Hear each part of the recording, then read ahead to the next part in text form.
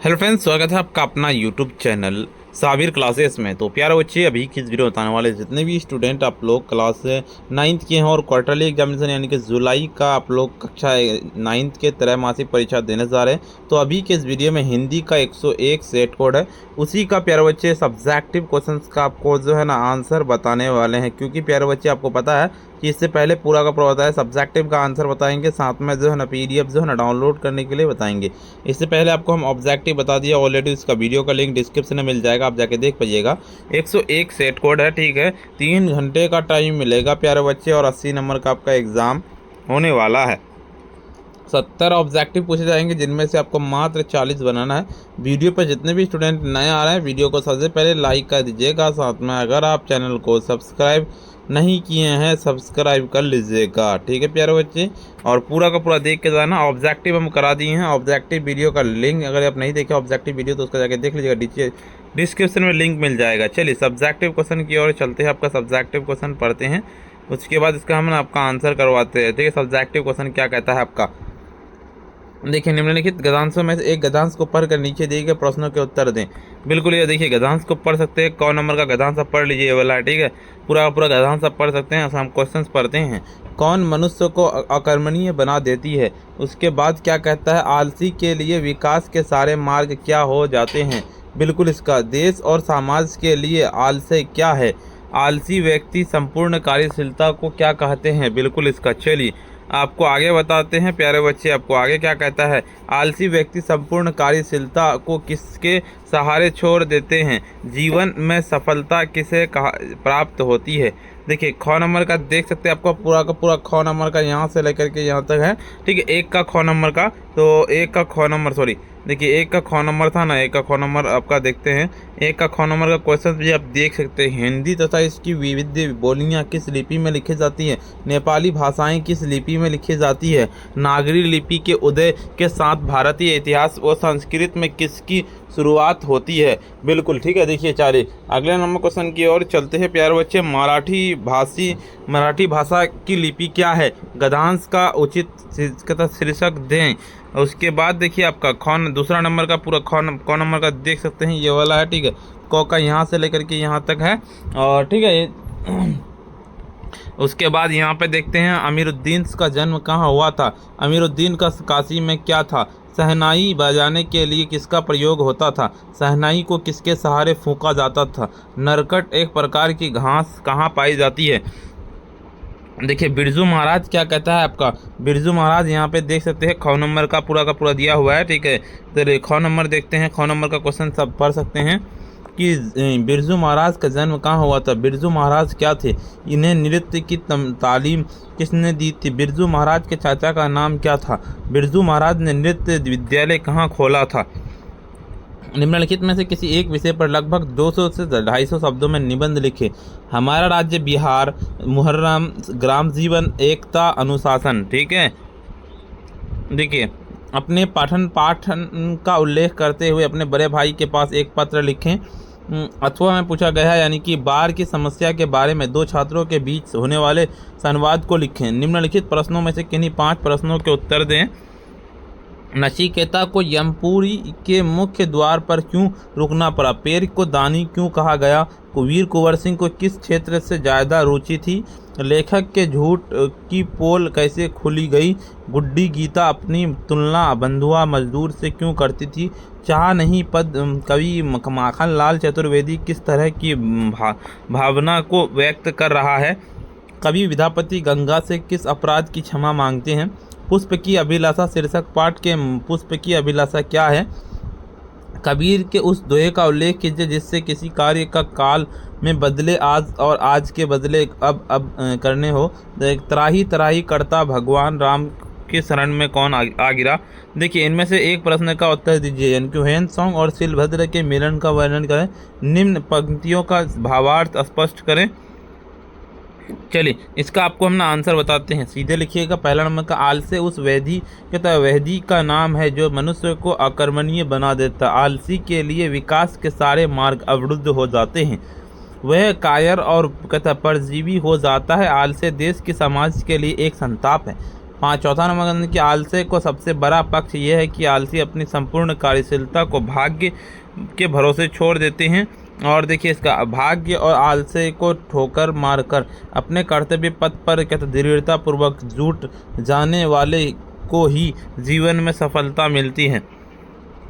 देखिए आपका महाराज का जन्म लखनऊ के जफरीन अस्पताल 4 फरवरी 1938 ईस्वी को हुआ था। दूसरा नंबर कि बिरजू महाराज प्रसिद्ध भारतीय कथक नर्तक के ये शास्त्रीय कथक नृत्य के लखनऊ कलिका के बिंदादीन घराने के अग्रणी नर्तक थे। इन्हें नृत्य की तालीम अपने पिता एवं गुरु अच्छन महाराज से मिली। देखिए चौथा नंबर कि अपने चाचा शंभू महाराज के साथ नई दिल्ली स्थित भारतीय कला केंद्र, जिसे बाद में कथक केंद्र कहा जाने लगा, उसमें काम करने के बाद इस केंद्र के अध्यक्ष पद पर भी कई वर्षों तक आसीन रही। देखिए 5 नंबर इनकी तत्पश्चात 1998 में वहां से सेवानिवृत्त होने पर अपना नृत्य विद्यालय कलाश्रम दिल्ली में ही खोला।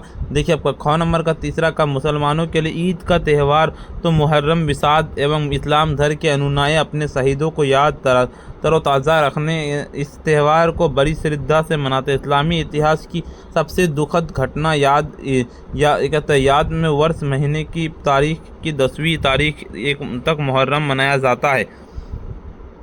ठीक है, और इस घटना के संबंध में इस्लाम धर्म के संस्थापक हजरत मोहम्मद के नाती हजरत इमाम हुसैन बलिदान से हजरत हुसैन पैगंबर मोहम्मद के नाती चौथे खलीफा धर्म नेता हजरत अली के बेटे हजरत अली के बाद वे मक्का खलीफा माने जाते थे, किंतु अरब के सुदूर कोने में यजीद अपने खलीफा घोषित कर चुका था। और ये एक बार कुफा वालों ने हजरत हुसैन को संवाद भेजा कि आप हमारे यहाँ आइए तो आपको खलीफा मान लेंगे।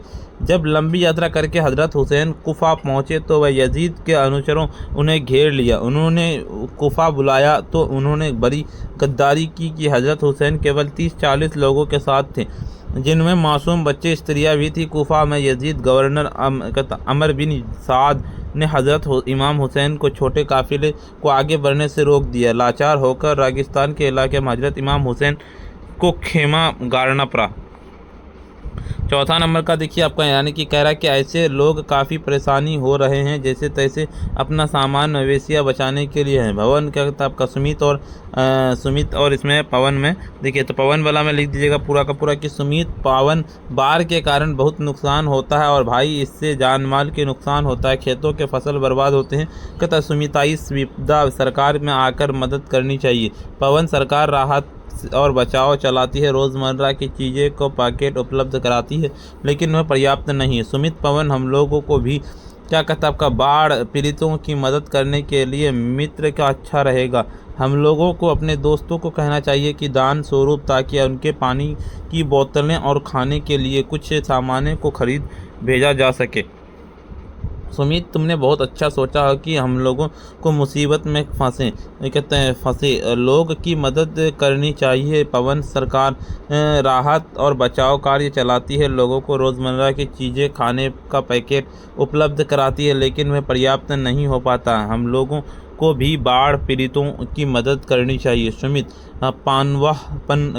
हाँ मित्रा, यह अच्छा रहेगा। हम लोग अपने दोस्तों से कहना चाहिए कि कुछ दान स्वरूप दे ताकि उनके लिए पानी की बोतलें खाने के कुछ सामान खरीद कर भेजा जा सके। सुमित तुमने बहुत अच्छा सोचा, हम लोगों ने मुसीबत के फंसे लोगों में मदद करनी चाहिए।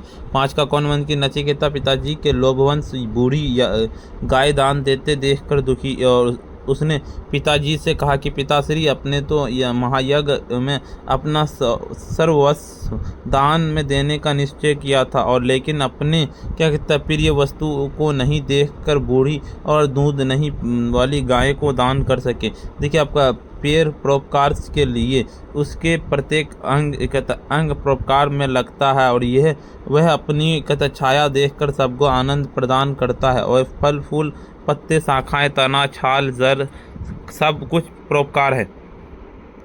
देखिए, लेखक ने जब झूठ बोलकर दुर्घटना को दोस्त तिवारी जी पर मारने लगे तो पोल खुल गई, क्योंकि जिस तांगा से लेखक दुर्घटनाग्रस्त हुए थे उस तांगा पर उनकी पत्नी ही बैठी थी और गुड्डी के मालिक अधिकार से वंचित रखा गया और ये बाद में दूसरों के काम के बीच सुस्ताने भी मौका नहीं दिया जाता था। उल्टे उसे डांट भी सुननी पड़ती थी। सुस्त कहकर उसे हीन बताया जाता था। प्राय बंधुआ मजदूर के साथ लोग करते थे और उसे गुड्डी अपने तुलना बंधुआ मजदूर से करते थे।